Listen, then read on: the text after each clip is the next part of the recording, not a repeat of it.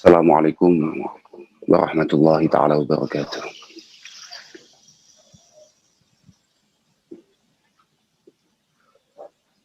Alhamdulillah wassalatu wassalamu ala Rasulillah Sayyidina wa Maulana Muhammad ibn Abdullah wa ala alihi wa ashabihi alladhina hum hudatul ummah. Amma ba'dah, la hawla wa la quwata illa billah.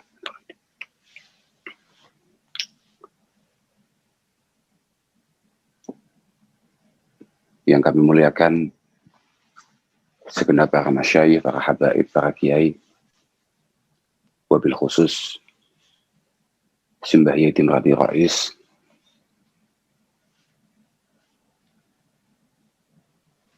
segenap jajaran pengurus di BPPKB, wa fi muqaddimatihim Agus Abdul Muhaimin Iskandar, dan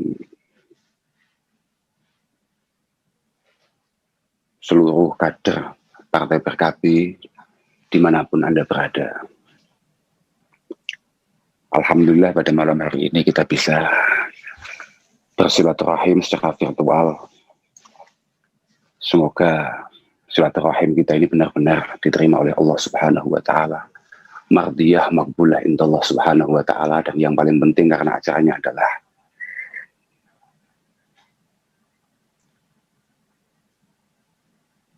Maulid Rasul sallallahu alaihi wasallam. Semoga apa yang kita lakukan pada malam hari ini benar-benar membuat beliau marem, membuat beliau puas, dan pada akhirnya menurunkan syafaatnya kepada kita semua.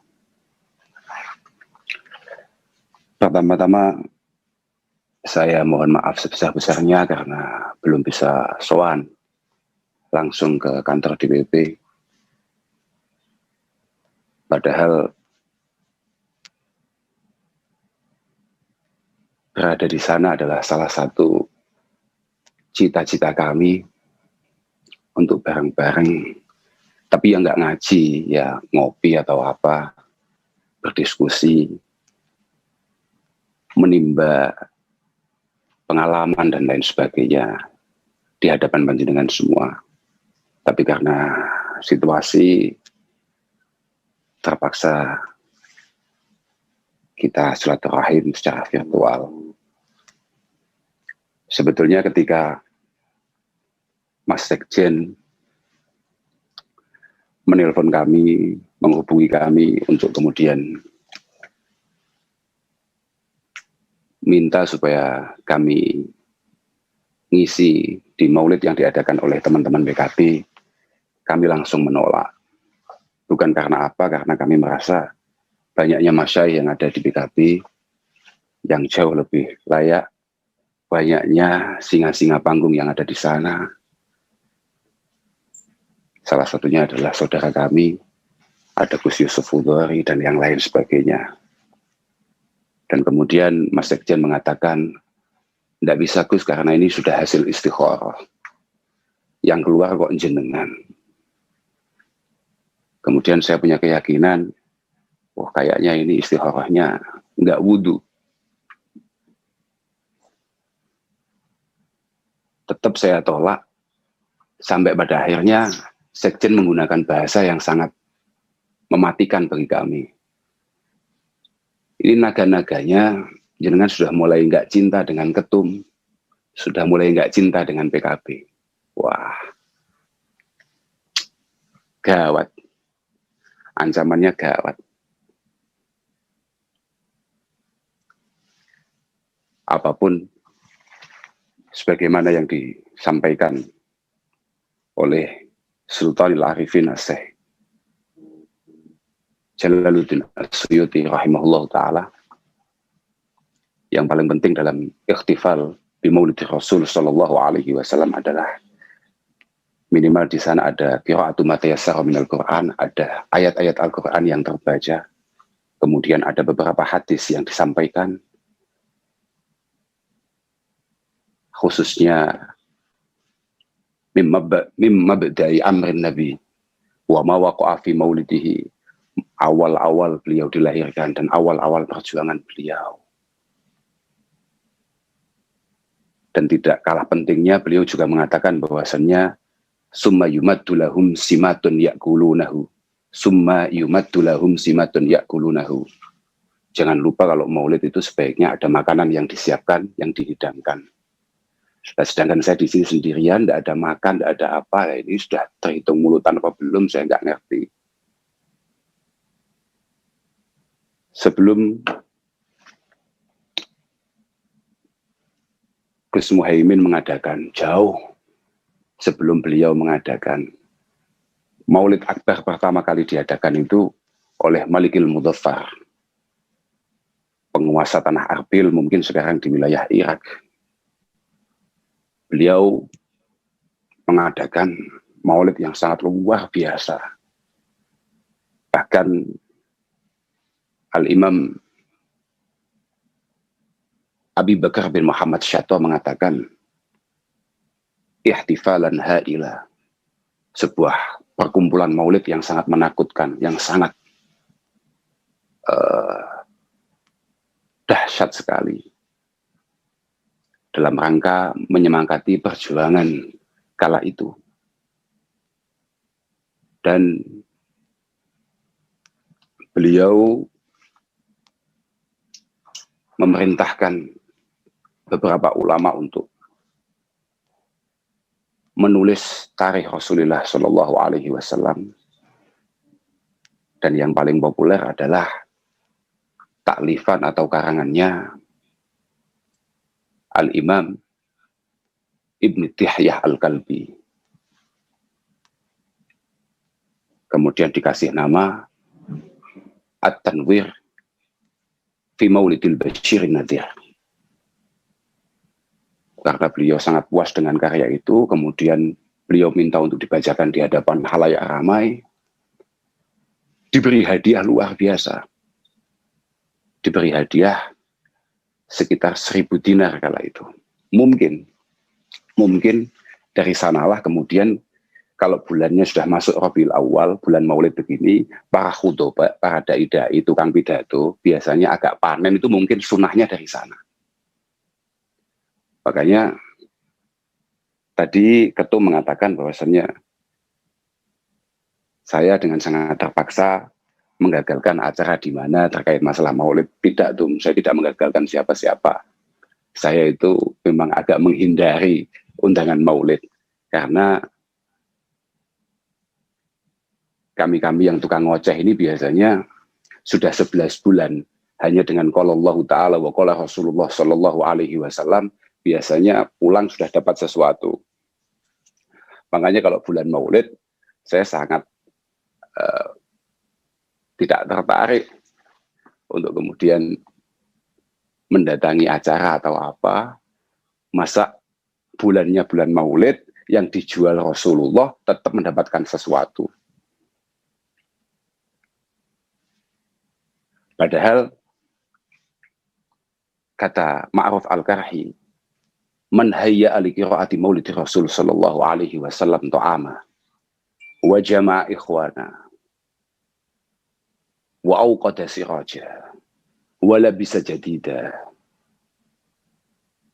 wa tajammala wa ta'attar ta'ziman li maulidi syarif sallallahu alaihi wasallam hasyarahu Allahu ma'al firqatil ula minan nabiyyin. Orang itu kalau mempersiapkan makanan, masak makanan yang enak, yang mewah bahkan, kemudian mengumpulkan sanak famili, keluarga, tetangga, teman-teman semua, wa auqada siraja, kemudian dia pasang lampu di beberapa titik untuk kelihatan terang benderang situasinya. Wala bisa jadi dia pakai baju yang baru, paling tidak sepantasnya, wa tajammala wa ta'attar, dia bersolek, dia pakai parfum. Ini luar biasa. Hasyarahullahu ma'al firqatil ula minan nabiyyin. Derajatnya akan sangat dekat di hadapan Allah bareng-bareng dengan para anbiya wal mursalin. Nah itu saya pikir-pikir itu bukan kiainya, itu panitianya. Itu panitianya. Lah kiainya nggak jelas kiainya. Nasibnya gimana itu nggak jelas.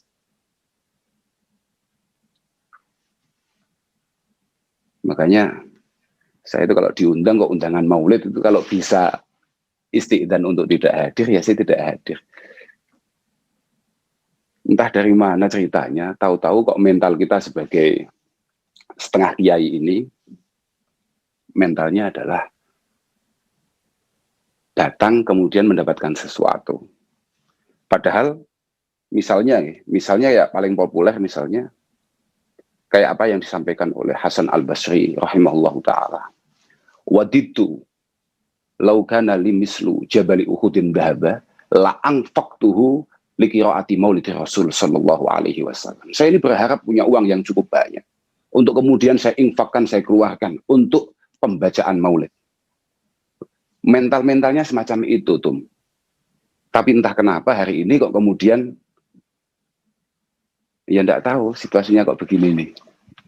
Tapi ya enggak apa-apa. Yang paling penting acara maulid itu setahu saya adalah ini adalah ungkapan rasa syukur kita akan keberadaan Rasulullah Muhammad Sallallahu Alaihi Wasallam. Suatu ketika para sahabat bertanya, bagaimana cara kita meningkatkan rasa syukur kita kepada Allah Subhanahu Wa Taala? Kemudian Kanjeng Nabi menyampaikan sebuah hadis qudsi yang berbunyi, Abdi lam tashkurni idza lam tashkur man ajraitu an ni'mah ala yadi.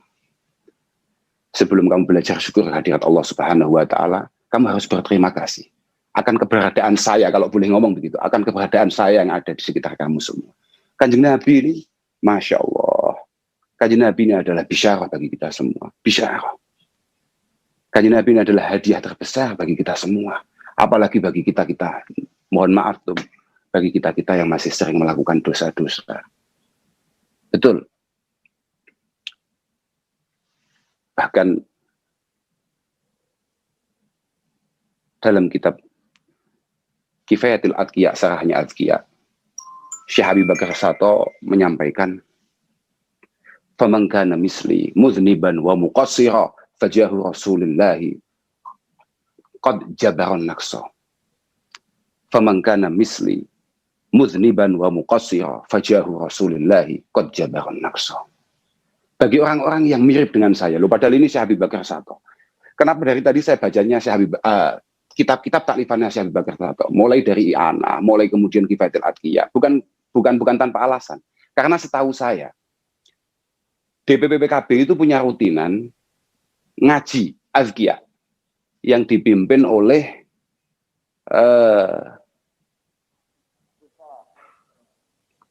tokoh sentral bidang logistik dan spiritual Kiai Haji Abdus Salam Shahib. Betul Tom ya? Nah, itu ngajinya adalah Azkiyah. Kenapa dari tadi yang saya sampaikan itu? Beliau mengatakan bagi orang-orang yang masih kayak saya, mudah sekali melakukan dosa, sudah tenang, tidak usah terlalu khawatir.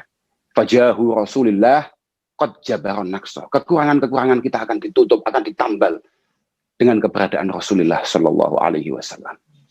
Saya jadi ingat suatu ketika Rasulullah ini bercengkrama, tahadus. Kalau kita mungkin yang ngopi-ngopi sama salah satu sahabatnya namanya Abdullah bin Amr bin As. Kemudian beliau membacakan ayat terkait apa yang dihaturkan oleh Mbah Nabi Ibrahim kepada Allah Subhanahu wa taala. Rabbi innahunna adlalna katsiran minan nas. Faman tabi'ani fa innahu minni wa man 'asani fa innaka ghafurur rahim. Ya Allah, ini kayaknya berhala-berhala ini sangat mempengaruhi pemikiran umat-umatku. Faman tabi'ani fa innahu minni. Tapi siapapun yang ikut saya tolong selamatkan. Wa man 'asani fa innaka ghafurur rahim. Kalau dia tidak mau ikut saya, jenengan kan maha pengampun. Tolong tetap dimaafkan. Kanjeng Nabi diam sejenak, kemudian jagongan lagi, terus nyampe di ayat yang disampaikan oleh Nabi Isa. kehadirat Allah Subhanahu wa taala. In tu'adzibhum fa innahum ibaduk wa in taghfir lahum fa innaka antal azizul hakim. Kanjeng Nabi langsung mengangkat tangannya, farafa yadayhi summa qala Allahumma ummati ummati wa baka. Setelah menyampaikan itu Kanjeng Nabi kemudian menangis. Dipanggillah malaikat Jibril. Ya Jibril idhab ila Muhammad fas'alhu ma yubki. Jibril, kamu sekarang ke sini. Kamu sekarang berangkat ke Muhammad, tanya, itu apa yang menyebabkan nangis? Apa yang membuat Muhammad menangis? Wa rabbuka a'lam. Wa rabbuka a'lam. Padahal Allah Subhanahu wa taala sudah mengerti betul apa yang membuat beliau Rasulullah Muhammad sallallahu alaihi wasallam menangis. Jibril langsung berangkat. Ya yes, biasalah. Ya kayak misalnya ketum tugas. Itu coba dicek perintah sama kadernya. Itu coba dicek di daerah A. Itu kenapa kok calon itu kok elektabilitasnya nggak naik-naik? Kok surveinya tetap aja malah cenderung turun? Coba cek. Walaupun ketum sudah tahu, walaupun sudah ngerti betul alasannya apa, mungkin calonnya itu agak pelit atau bagaimana, sudah. Kader tetap berangkat, nggak usah banyak tanya. Dari dulu itu ya pokoknya ya ketum itu bebas. Bebas, nggak apa-apa. Ya harus begitu itulah. Kader juga harus habis-habisan untuk ikut. Ketika sudah nyampe, singkat cerita, ternyata Kanjeng Nabi ndawuh nih, ummati. Saya mengkhawatirkan umat saya. Pokoknya saya pengen umat saya harus selamat. Umat saya harus selamat. Akhirnya malaikat Jibril laporan kehadirat Allah Subhanahu wa taala dan Allah dawuh, idhab ila Muhammad fakullahu inna sanurdik ala ummatik. Inna sanurdika ala ummatik wala nasu'u. Inna sanurdika ala ummatik wala nasu'u. Sudah katakan sama Muhammad terkait masalah umatnya, insya Allah Muhammad akan puas, akan marem. Akhirnya turunlah ayat wala sawfa yu'tika rabbuka fatardha. Wala sawfa yu'tika rabbuka fatardha. Saya pernah baca karangannya Syekh Jalaluddin As-Suyuti, namanya Durrul Mansur. Di ayat itu Abdullah ibnu Abbas meriwayatkan bahwasannya atau mengatakan bahwasannya ridhahu sallallahu alaihi wasallam antadkhula ummatuhu al-jannah kulluhum. Kepuasan Rasulullah ketika melihat umatnya tidak ada satupun yang masuk neraka. Itu baru puas Rasulullah. Memang Rasulullah penuh dengan cita-cita dan itu harus kita tirukan. Kalau kita pernah ngaji Jauharil Maknun, di sana dikatakan lahu himamun la muntaha li kibarihi. Lahu himamun la muntaha li kibarihi. Rasulullah Shallallahu alaihi wasallam adalah sosok manusia yang memiliki cita-cita luar biasa, tidak ada endingnya, tidak ada endingnya. Kembali ke ayat tadi itu. Di kitab yang lain misalnya di tafsir Tobari misalnya, itu langsung malah dawai Rasulullah Shallallahu alaihi wasallam langsung beliau mengatakan, ya Rob, la ardo wa wahidun min ummati finnar. Tuhan, saya tidak akan rela satu saja hambaku masuk neraka. Tidak akan rela. Makanya, kenapa tadi saya matur bahwasanya yang paling penting dari maulid adalah syukur kita yang harus terus kita pupuk. Kecintaan kita yang harus kita pupuk di kehadirat Rasulullah Muhammad Sallallahu Alaihi Wasallam. Kanjeng Nabi itu, kalau bahasa Jawanya sih, pol gatine dengan kita, pol sayangnya dengan kita, pol emane dengan kita. Hadis-hadis yang lain setelah itu, apalagi kita ini kan santri ya, kayak kita ini kan nahdiyin. Oh yes, kita ini menggunakan hadis yang jauh lebih enteng lagi. Tidak ada hadis dari sekian banyak itu yang paling membuat saya ini sebagai santri NU bangga. Kecuali apa yang disampaikan oleh Imam Tobroni dalam kitab Ausatnya. Saya hafalkan karena itu memang kelakuan saya. Artinya ini potensinya saya masuk ke situ tuh tinggi gitu. Ummati ummatun marhumah. Umatku, umat Muhammad Shallallahu Alaihi Wasallam adalah umat yang sangat disayangi oleh Allah Subhanahu Wa Taala. Bagaimana tidak? Tadkhulu kuburaha bidunubiha. Dia besok masuk kubur. Persiapannya adalah tumpukan-tumpukan dosanya. Tadkhulu kuburaha bidunubiha. Cuma antike. Wa taharruju wa tahruju anha la dzunuba 'alaiha. Wa tahruju anha la dzunuba 'alaiha. Dia keluar dari kubur sudah sama sekali tak bawa dosa. Yumahhasu 'alaiha bistighfaril mu'minina laha. Yumahhasu 'alaiha bistighfaril mu'minina laha. Dihapus semua barokah istighfar teman-temannya, istighfar orang mukmin yang lain. Lah kita banget kan itu. Kita banget. Kita ini dosanya sudah luar biasa banyaknya. Istighfar ya kalau ingat. Paling sering istighfar itu kalau nggak punya uang. Bukan kalau melakukan dosa. Istighfar kita ini kalau masa pandemi ini bukan karena, ya Allah, cobaan kok segini beratnya. Bukan. Ya Allah, kok proyek-proyek macet. Ya Allah, belantian kok nggak jalan. Istighfar kita di sana. Istighfar kita ini kalau menurut Imam Sya'roni adalah istighfar yang wajib diistighfari lagi. Tapi ya sekali lagi. Fajahu Rasulillah, qad jabarun naqsa. Kekurangan kita semuanya akan dihapus karena keberadaan Rasulullah Muhammad sallallahu alaihi wasallam.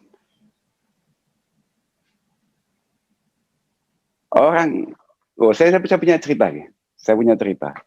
Saya dikasih waktu berapa menit ini? Oh gitu ya. Ya jangan bebas gitu ya, malah saya belangkemen nanti. Saya punya cerita. Jadi ada preman ya. Ya ada. Begini. Kalau riwayatnya begini. Sudah saya ingat-ingat awalnya. Ini ya masih di kitabnya Syekh Habib Bakar Sato. Beliau mengatakan, wa hukiya an ba'di salaf annahu qala innali jaron musrifan ala nafsi. Saya ini punya tetangga yang sangat nggak benar kelakuannya selama hidup. Nggak beres lah pokoknya selama hidup. Falama mata ra'aituhu fil manam wa huwa fi daris salam. Falama mata ra'aituhu fil manam wa huwa fi daris salam. Ini anak, ya mungkin ketika diberangkatkan jenazahnya kemudian tetangganya ditanya, jenazah ini baik apa tidak, itu semuanya kompak. Tidak. Kompak semuanya. Tapi ternyata ba'dis salaf tadi, ketika si jenazah sudah dimakamkan, beliau mendapatkan mimpi. Si jenazah tadi itu fidaris salam. Dia berada di surga lukanya Allah Subhanahu wa taala. Faqultu lahu bimanil tahadihil manzilah. Edul, lawakmu iku preman kok iso mlebu kene iku piye? Bagaimana kamu mendapatkan derajat setinggi ini? Ternyata dia mengatakan, hadartu majlisad dzikr. Hadartu majlisad dzikr. Saya ini suatu ketika lihat ada orang kumpul-kumpul. Ada orang kumpul-kumpul, saya pikir itu ada konser atau apa. Ada dangdutan atau apa. Atau Mas Hanif lagi main solo misalnya. Ternyata itu adalah majelis dzikir. Fasami'tul muhaddis yarwi an Rasulillah annahu qala man shalla 'alayya wa rafa'a sautahu biha dakhala al-jannah. Kemudian khatibnya yang tukang pidato, yang bagian pidato, katakan kiainya, ustadznya, mengatakan atau meriwayatkan hadis dari Rasulullah, siapapun yang baca sholawat terhadapku, kemudian mengeraskan suaranya, wa rafa'a sautahu biha dakhala al-jannah. Dia akan masuk surga. Di luar dugaan si preman, tahu-tahu muhaddis itu langsung baca sholawat dan dia keraskan suaranya. Semua hadirin yang ada langsung jawab, termasuk dia. Enggak sengaja dia. Terus pokoknya semuanya ngomong shollu alaihi. Dia ikut gitu aja. Ternyata di luar dugaan, faghufira lana fi dzalikal yaum. Semua orang yang hadir malam itu semuanya dimaafkan. Barokah sholawat gak sengaja mau. Barokah gak sengaja baca sholawat dengan keras, dengan penuh semangat.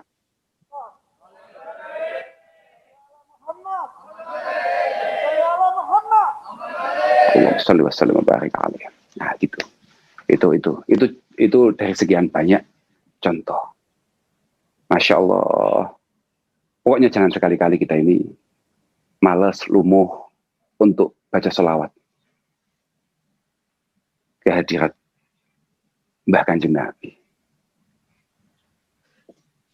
Ini khusus untuk Sekjen. Jen, ini dengarkan Jen. Ada hadis menarik Jen buat kamu Jen.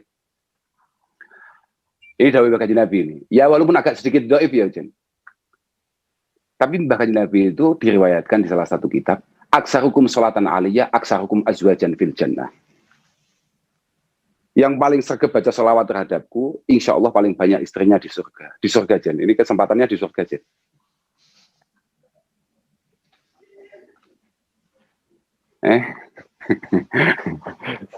Sekjen. Besok-besok lagi kalau istikharah, wudhu Jen. Lah, iya itu, penting itu. Lah, ampun saya. Ya Allah. Masya Allah. Ya memang begitu itu. Dan masih banyak lagi lah. Kenapa kita ini harus benar-benar berterima kasih kepada junjungan kita Nabi besar Muhammad SAW. Saya jadi ingat ya, di syarahnya Hikamnya Ibnu Athaillah Sakandari, karya Ibnu Abbad. Beliau menampilkan sebuah hadis yang paling membanggakan ini, yang paling menarik ini. Syafaati li ahlil kabairi min ummati. Syafaatku itu akan aku berikan kepada orang-orang yang biasa melakukan dosa-dosa besar dari umatku. Bahkan beliau juga menampilkan hadis yang lain. Laulam tuhdribu laja'allahu biqaumin yudhnibun fayastaghfirunallah fayaghfiru lahum. Kamu itu sesekali harus berbuat salah, berbuat dosa untuk kemudian kamu itu tulus ikhlas beristighfar kepada Allah Subhanahu wa taala. Dan kemudian pasti akan dimaafkan oleh Allah. Memang harus begitu itu. Bahkan Mbak Ihsan Jampes dalam kitab Sirajul Talibinnya beliau menyampaikan sebuah hadis. Al-mu'min man khuliqa mufattan tawwab. Orang iman itu, santri itu, nahdiyin itu adalah orang yang memang dari sononya sudah gampang salah, gampang dosa. Tapi mudah sekali atau murah sekali untuk kemudian minta maaf. Ada plusnya lagi, wa idza dzukira dzakara, dan ketika dia salah dan diingatkan itu mudah menerima. Itu ciri khasnya orang mukmin, ciri khasnya santri. Makanya Al-Imam Abi Hamid Muhammad Al-Ghazali mengatakan, loh ini pegangan saya ini Pak Sekjen. Kamat takhatta adzamba wal aud ilaihi hirfatan. Oh ini penting ini penting untuk dihafalkan, khusus satu ini. Kamat takhatta adzamba wal aud ilaihi hirfatan. Fattakhidit taubah aidan wal aud ilaiha hirfah. Sebagaimana kita ini istiqomah melakukan kesalahan dosa di hadapan Allah Subhanahu wa taala, seharusnya kita juga istiqomah pula untuk terus minta maaf. Wala takun minka fit taubah ajaza minka fit dzambi. Dan jangan sekali-kali semangat kita ketika bertaubah itu kalah semangat ketika kita melakukan dosa. Jadi semangat ngelakoni hal-hal yang cukup negatif niku ya semangat, tapi ketika kita kembali pada Allah Subhanahu wa taala ya penuh dengan semangat. Wa kula aturaken betapa sayangnya Rasulullah Shallallahu Alaihi Wasallam kepada kita. Banyak sekali. Kenapa kok kita ini harus ikut bahagia akan kehadiran beliau? Jangankan kita, kita ini siapa? Kita ini anaknya siapa? Mbah Nabi Isa saja, 600 tahun sebelum Rasulullah Muhammad Shallallahu Alaihi Wasallam dilahirkan, dia sudah ikut bahagia akan kabar itu. Bahkan langsung mengumumkan kepada umatnya. Wa idh qala Isa bin Maryam, ya Bani Israel,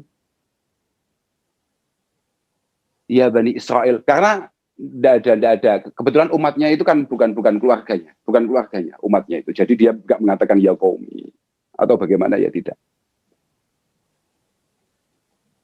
Tugas saya itu ada dua.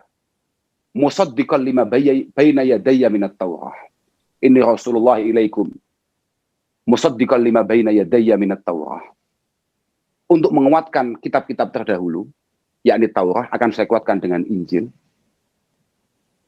Di luar itu, tugas saya adalah wa mubasyiran bi rasulin min ba'di wa mubasyiran bi rasulin min ba'di ismuhu Ahmad. Dan juga saya akan memberikan kabar bahagia kepada kalian semua akan datangnya seorang nabi setelahku, namanya Rasulullah Muhammad sallallahu alaihi wasallam.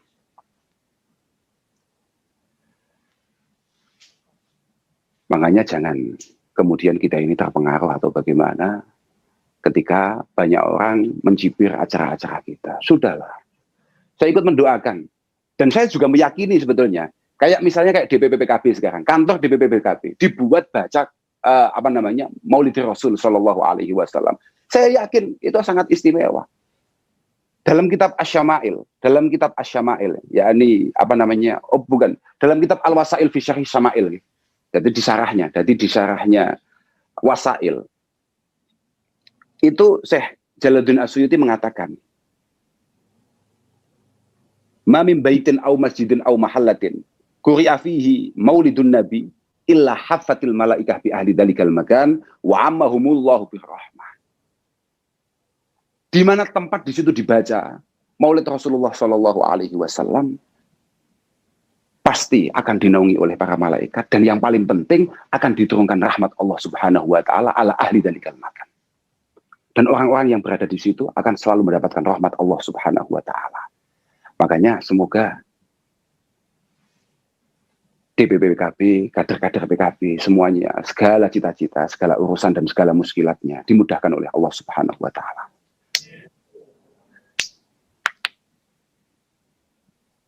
Itu saya sampaikan karena saya pernah baca apa yang disampaikan oleh Abul Faraj Ibnul Jauzi. Beliau mengatakan, min khawasi maulidi Rasul sallallahu alaihi wasallam annahu amanun fi dzalikal am. Termasuk faidah yang luar biasa kita baca maulid adalah untuk keselamatan kita bersama. Untuk keselamatan kita bersama. Dan tidak hanya itu saja. Wa busyra ajilah binailil buhyah wal maram. Wa busyra ajilah binailil buhyah wal maram. Dan dengan bacaan maulid kita akan mendapatkan kebahagiaan yang nyata binailil buhyah wal maram, dengan tercapainya tujuan-tujuan dan harapan kita. Nah itu. Makanya jenengan mengadakan maulid di kantor DPP, semoga PKB dimudahkan segala urusannya oleh Allah Subhanahu Wa Taala dan selalu dijaga oleh Allah Subhanahu Wa Taala. Muka-muka KB sehat, ketum sehat, semua anak buahnya sehat, semua jajarannya sehat. Pak Menteri, Pak Menteri ini asmane? Pak Agus. Mugi-mugi Menteri Perdagangan, ya, moga-moga lancar Pak Agus, moga-moga selamat. Masya Allah, penting nih sehat selamat itu kalau kata Ibnu Abbas, tidak ada bandingannya. Saya tidak akan pernah menggantikan apapun, menggantikan keselamatan. Nah, kalau kata Luqman Al-Hakim, la ni'mata kasihah walakina katibin nafsi. Tidak ada nikmat melebihi sehat. Sehat.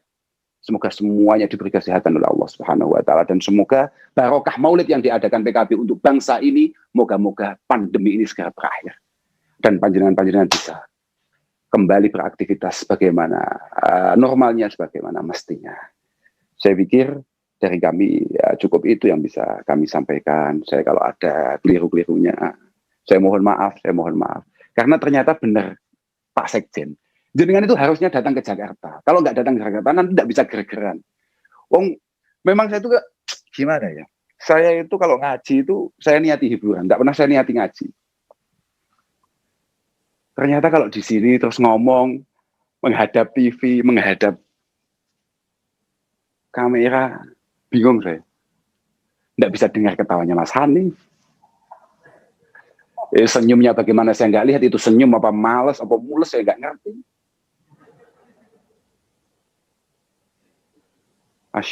Masya Allah. Dan tidak lupa saya meminta kepada semua kader-kader PKB untuk terus mendoakan para masyayikh kita. Semoga selalu diberi kesehatan oleh Allah Subhanahu Wa Taala. Selalu dijaga. Karena beliau adalah paku buminya bangsa ini. Para masyayikh kita, jimat kita harus benar-benar kita jaga terus, kita mintakan kehadirat Allah Subhanahu Wa Taala supaya beliau dipanjangkan usianya, khususnya Mbah Dim, untuk terus mangestoni langkah perjuangannya PKB. Teruslah istiqomah dalam berkhidmah. Jadi sebagaimana yang didahulukan oleh Syekh Habib Bakar Sato dalam kitabnya yang tadi dibacakan oleh tokoh sentral bagian logistik dan spiritual tadi itu, termasuk salah satu tarekah untuk kita wusul ke hadirat Allah Subhanahu wa taala, khidmatin nas. Khidmatin nas.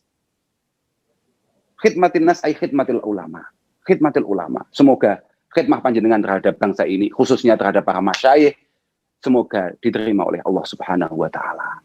Kula kinten cekap niku yang bisa saya sampaikan. Saya mohon maaf khususnya pada ketum.